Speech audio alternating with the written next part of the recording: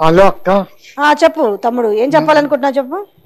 నేను రఘువీర్ హన్మకొండకి వెళ్ళి రఘువీర్ చెప్పు.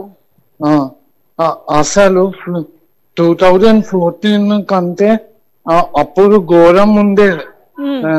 హన్మకొండ సిటీలో అప్పుడు 10 hours కరెంట్ ఉంటే ఎక్కువ. అప్పుడు నేను స్కూల్ కి పోతుండే అక్క. మా ఇంటికి వచ్చిన లోపల కరెంటు లేకపోతుండే. అదే పొజిషన్ ఇప్పుడు ఉంది. దానికంటే డబ్బులు ఇప్పుడు ఫేస్ చేస్తున్నాం అక్క.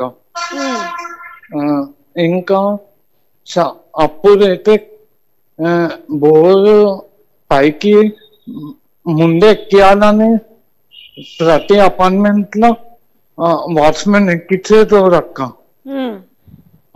హైదరాబాద్ గారు ప్రతి సీట్ అక్క. ఇంకొకటి చెప్పొచ్చు అక్క. చెప్పండి. తొలి వెలుగు రఘు మళ్ళీ వీళ్ళందరికీ తెలుసలేవా? ఇవి మాత్రం కనిపిస్తాయి, ప్రజల సమస్యలు కనబడవు కదా. ప్రజలకు ఎందుకు రుణమాఫీ గురించి మాట్లాడేది లేదు, ప్రజలకు ఇచ్చే రైతు బంధు గురించి ఏదో ఎప్పుడన్నా తూతూ మంత్రంగా మాట్లాడడం తప్ప రిమైనింగ్ ఏదన్నా ఇక్కడి నుంచి వచ్చిందంటే దీన్ని ఇంకా ఇంతకాలం మనం 5 ఏళ్లలో అదే చేసినాము, ఇంకా కూడా మనం అదే చేద్దాం ఇక్కడ. ఎందుకంటే ప్రశ్నించేటోడు ఎవరు ఉండొద్దు, వాళ్ళకి ఎవరు ప్రతిపక్షం అనేది ఉండొద్దు. ఇలా ప్రతిపక్షం ఉంటే ప్రజలు నిజాలు తెలుసుకుంటారు. ఆ నిజాలు తెలుసుకోకుండా ఉండడానికి ఏం చేయాలి? అబద్ధాలు ప్రచారం చేయాలి. అబద్ధాలు వింటారు, ఎంతకాలం వింటారు అనేది ఆ ప్రజల విజ్ఞతకు వదిలేద్దాం మనం. అక్క ఇవాళ పొద్దున రఘు వీడియో చూస్తున్నా అక్క. జస్టిస్ అంటావా అని వాళ్ళ ఫ్యామిలీ చెప్తున్నా. చదువుకున్న సన్నాసుల వాళ్ళని చెప్తాను, నిజంగా చదువుకొని చదువు మీద కొంచెం జ్ఞానం ఉండుంటే నిజం చెప్పాలి. మనకు ఒక మనసాక్షి ఉంటది.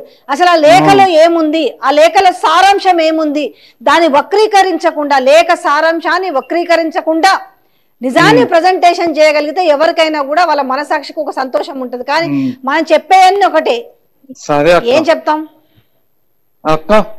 చెప్పమ్మా. అసలు మన స్టేట్ లో ఎడ్యుకేషన్ మినిస్టర్ ఉండాలేదా?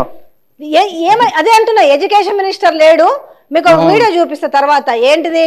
పుస్తకాలని వీళ్ళ కక్ష వీడియో సపరేట్ గా చేయాలనే వీడియో తీసిపెట్టిన పిల్లలకు పుస్తకాలు ఇరానంటే దీంట్లో కూడా రాజకీయం చేసుకుంటూ చూడండి. ఒకసారి మీకు చూపిస్తా చూడండి. ఇది ఆ పుస్తకాలు చూడు ఒకసారి.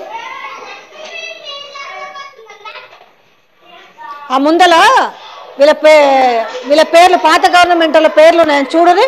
ఆ ముందు మాట అనే పేజీని తీసి ఇంకోటి అతికిస్తారు. ఒకసారి చూడరు ఇక ఎట్లా చింపుతున్నారు చూసిరా.